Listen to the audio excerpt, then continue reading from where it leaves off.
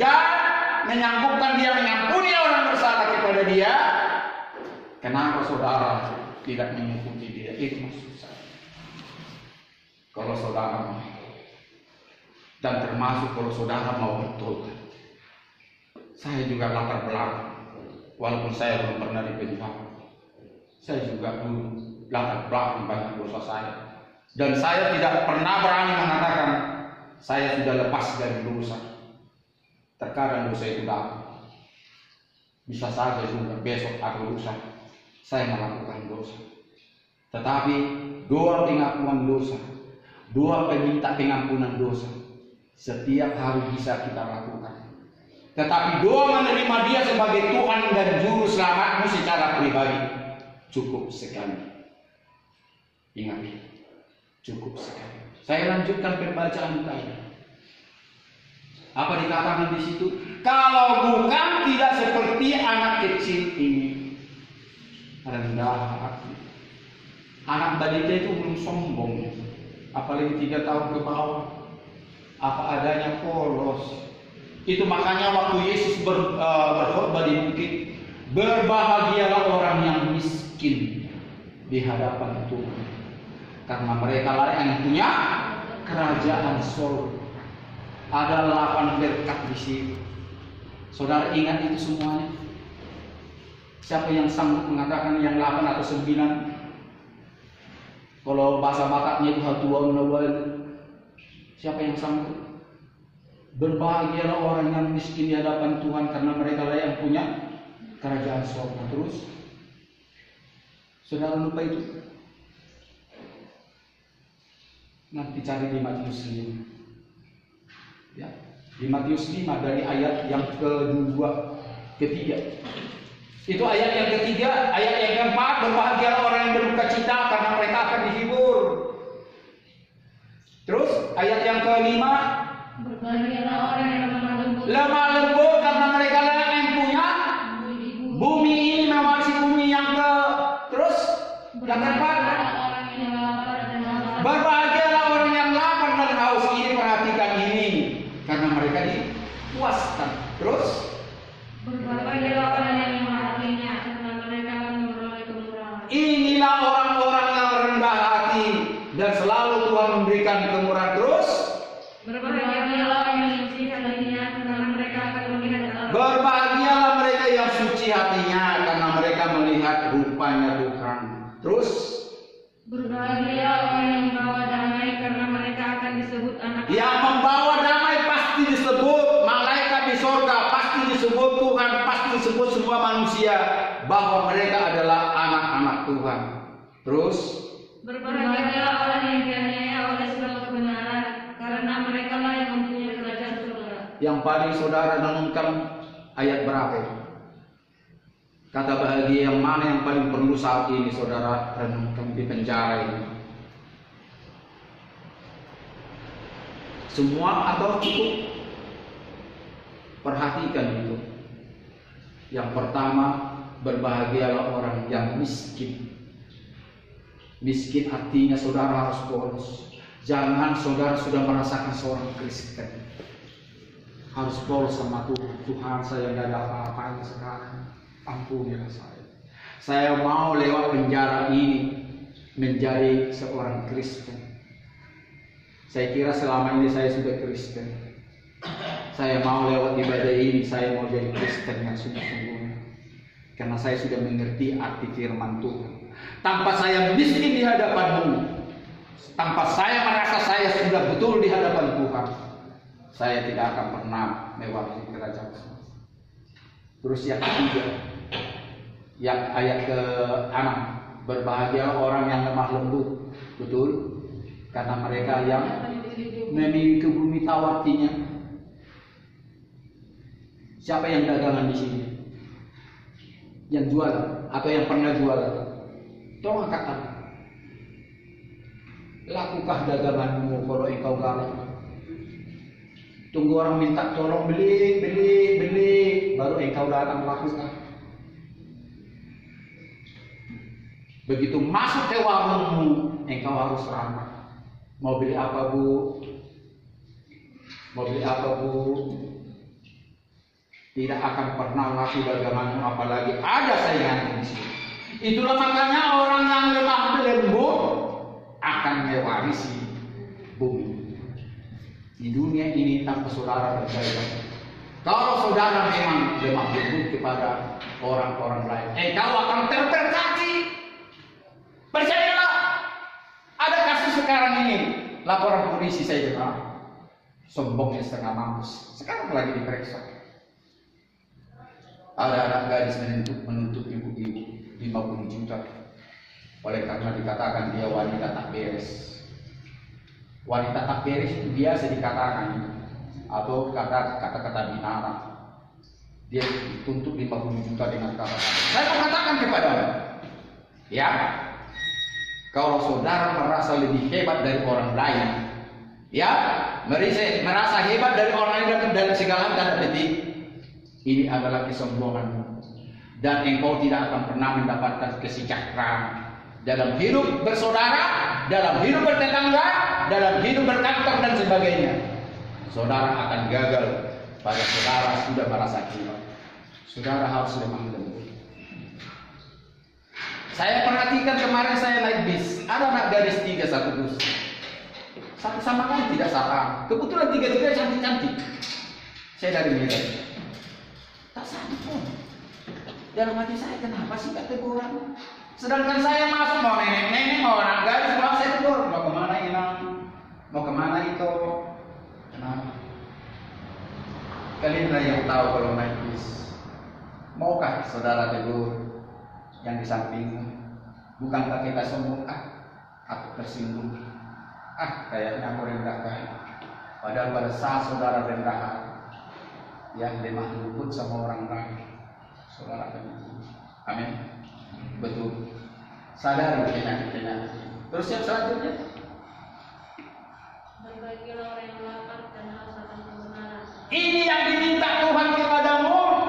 Jangan pernah puas menjadi seorang Kristen sekarang ini, dan jangan pernah saudara sudah benar di mata Tuhan setiap minggu engkau ke gereja, entah agama manapun. Kalau hanya mengikuti ritual saja, tidak akan pernah itu. Sudah merasa suci itu setiap jadwal datang, tidak pernah terlambat belum. Tanpa mengasihi manusia. Karena itulah hukum Kristen. Siapa yang tahu hukum Kristen? Hukum Kristen. Undang-undang dasar orang Kristen. Siapa yang tahu? Kasihilah Tuhan Elohimmu dengan segenap hatimu, dengan segenap jiwamu, dan kasihilah sesamamu manusia. 2 hukum ini engkau masuk surga. Pertama, Tuhan pencipta langit dan bumi. Itu artinya jauh mengasihi dia, berarti engkau taat dengan perintahnya. Itu tanda engkau mengasihi dia. Jangan pakai pedungkunan lagi, jangan pakai susuk lagi. Saya mau kecantikan kalian bertiga wanita ini bukan pakai susuk. Ada banyak di Jawa sana yang pakai susu. Memang cantik dia, tapi begitu dicabut ini jelek. Dan saya pernah mengalami pelayanan seperti itu. Pantangannya pisang mas. Pak Pendeta, kalau saya makan pisang mas saya mati. Saya pakai susu Pak. Mau engkau diputuskan susumu itu, kau akan lebih cantik dari sekarang sini. Tapi aku nanti mati tidak? Aku duluan mati daripada. Saya suruh orang beli pisang mas. Saya berdoa, Tuhan pencipta langit dan bumi, dan kami tidak akan pernah dibodoh-bodohi dengan kuasa Tuhan. Jika ajal seorang gadis ini mati duluan, aku mati Tuhan, dengan memakan pisang mas. Aku makan dulu pisang mas. Silakan mati. Dia tidak mati. Puji Tuhan, aku tidak mati. Setelah 2 melepaskan susu, iblis raja tembok. Jangan percayakan. Ya, iblis raja tembok. Tumbal. Masih banyak orang Kristen bikin tumbal-tumbal. Sesajen di pohon-pohon besar, di tembok, di gunung, minta berkat ke sana. Bahkan minta berkat dari orang mari. Tinggalkan Kristen. Kalau engkau meminta berkat sama nenek moyang, orang tuamu, Tuhan bersih. Ada Tuhan hidup 24 jam. Baca Mazmur 121. Di situ ada dikatakan Tuhan Israel tidak pernah tertidur dan terlelap. Kalau Tuhanmu tidak pernah tertidur dan terlelap, kenapa tidak minta pertolongan dari Dia? Jangan asal ngomong Tuhan tidak pernah tertidur dan terlelap.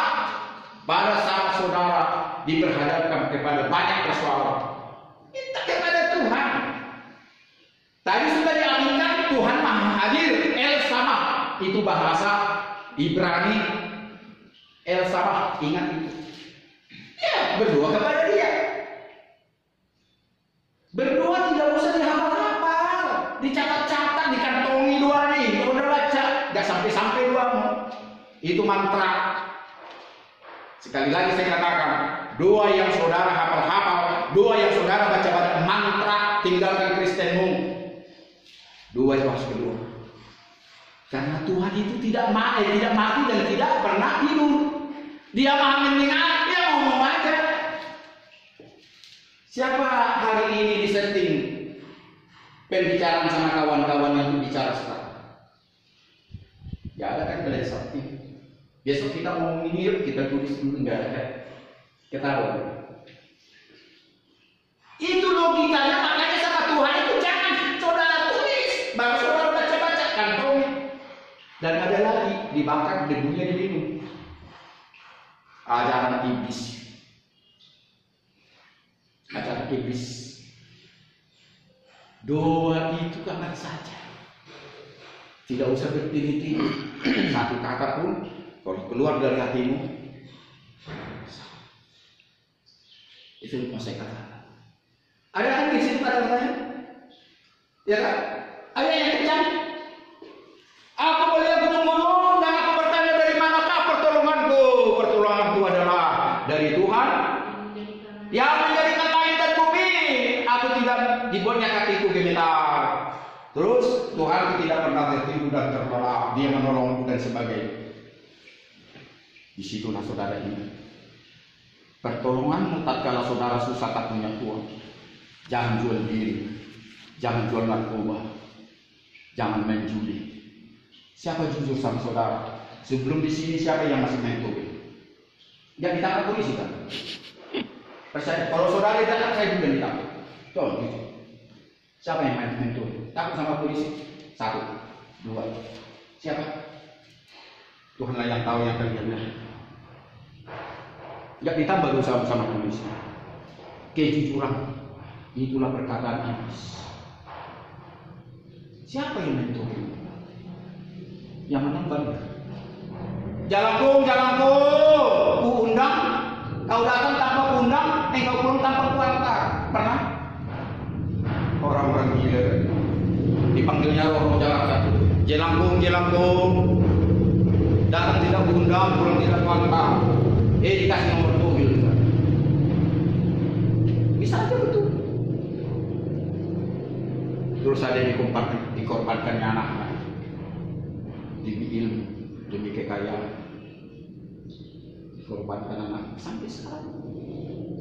Dikasih kekayaan, dikasih pangkat, dan sampai sekarang terbukti. Dulu apa yang pusuk burit? Yang di Samusik dulu apa itu? Pusuk burit.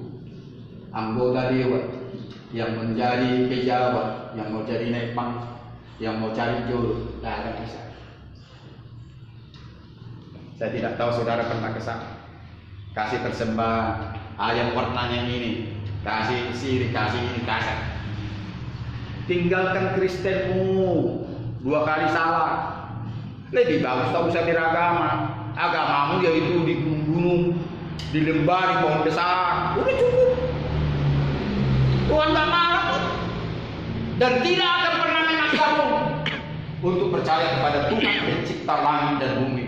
Tuhan yang satu, El Echad, kata bahasa Ibrani. El Echad, Elohim Echad.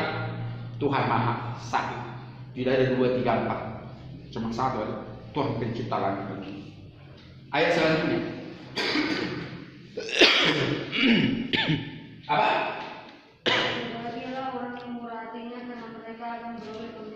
Murah hati, inilah ciri khas daripada Tuhanmu. Ya, dia murah hati.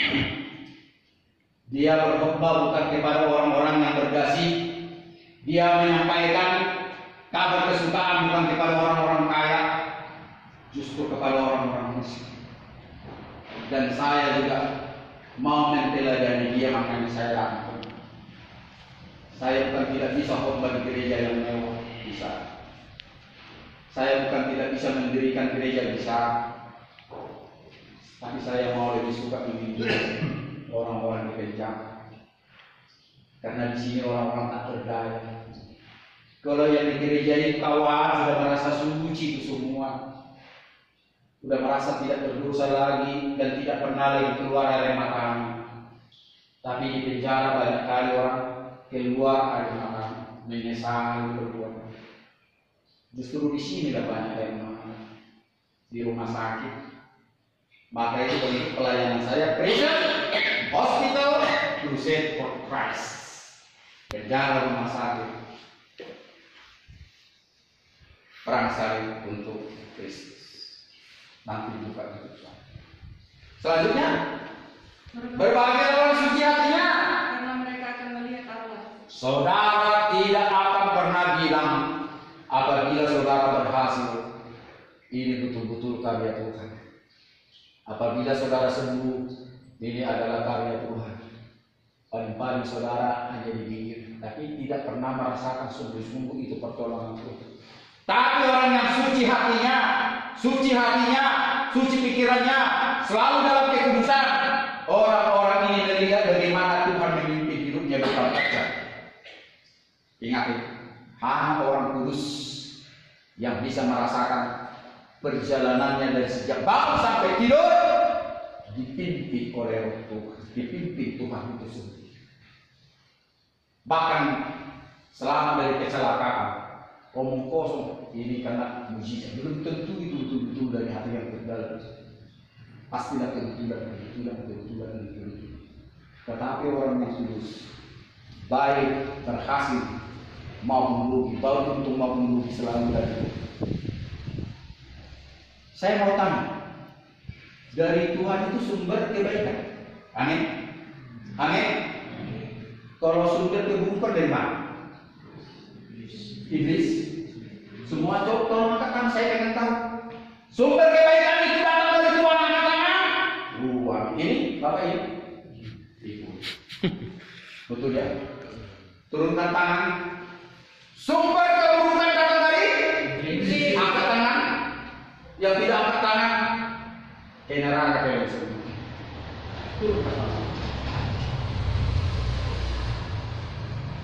Siapa yang menciptakan iblis? Siapa yang menciptakan iblis? Tuhan. Jadi kok iblis menciptakan keburukan? Siapa yang menciptakan malaikat? Siapa yang menciptakan tumbuh-tumbuhan binatang, manusia dan segala gunung dan lembah kecil? Alat bintang, hujan, lebat, bukit beliau. Siapa? Tuhan. Jadi kalau Tuhan menciptakan, kenapa saudara mengatakan yang buruk dari iblis?